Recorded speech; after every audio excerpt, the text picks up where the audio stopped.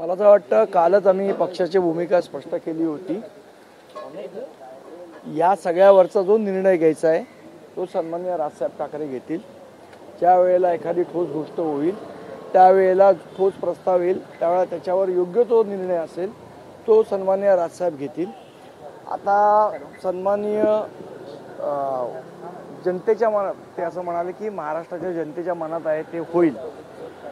महाराष्ट्राच्या जनतेच्या मनात गेल्या 2017ला पण काहीतरी होतं, 2014ला पण महाराष्ट्राच्या जनतेच्या मनात होतं, पण उद्धव ठाकरेंच्या मनात नव्हतं। त्यामुळे उद्धव ठाकरेंच्या मनात काय आहे हे जास्ती महत्त्वाचं आहे। जनतेच्या मनात काय आहे आम्हाला माहिती आहे, पण आता त्यांनी आपल्या मनातली गोष्ट पण त्यांनी सांगून दाखवली। एकंदर मनातली ते असं म्हणाले, त्यांनी केला नाही, ते असं म्हणाले की महाराष्ट्राच्या जनतेच्या मनात आहे ते होईल।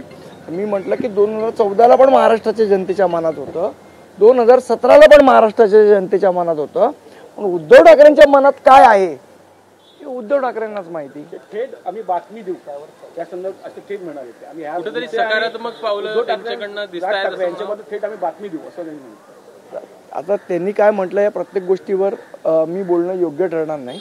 आता काय बातमी देणार आहेत हे मला माहीत नाही, पण त्यांना जर वाटतंय बातमी देऊ तर आपण बातमीची वाट बघू सगळेजण।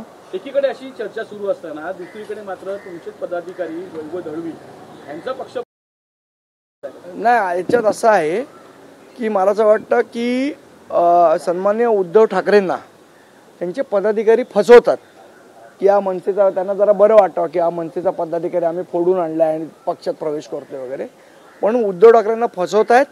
त्यांनी त्यांच्या पदाधिकाऱ्यांकडनं पुन्हा एकदा क्रॉस चेक करावं। हा आमचा पदाधिकारी नाही, 2014ला हा आमचा पदाधिकारी होता, त्याची पक्षातनं हकालपट्टी केली होती।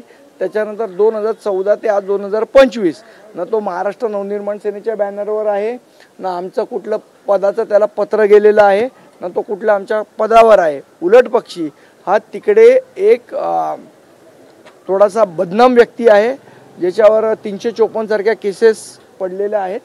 त्यामुळे हा आमचा पदाधिकारी नाही। तरी उद्धव ठाकरेंना माझी विनंती आहे की त्यांच्या पदाधिकाऱ्यांकडनं एकदा फॅक्ट चेक करून घ्यावी। त्यांनी झालं एका वैभवबद्दल दुसरे वैभव खेडेकर तुम्हाला भेटायला आले होते। वैभव माझा मित्र आहे हो, वैभव खेडेकर मला नाही भेटायला येणार तो कोणाला भेटायला येणार? पण कुणाला त्यांची नाराजी होती आणि हे बघा काय आहे, पक्षात कुरबुरी चालू असतं, आपल्या घरात नाही होत का, तर पक्षात तर कुरबुरी चालू असतं। ठीक आहे, होत राहतात। मन मिळून झालं का म्हणजे असं का मनभेद होतं तर मन मिळवणार ना, पहिले मनभेद तर होऊ द्या।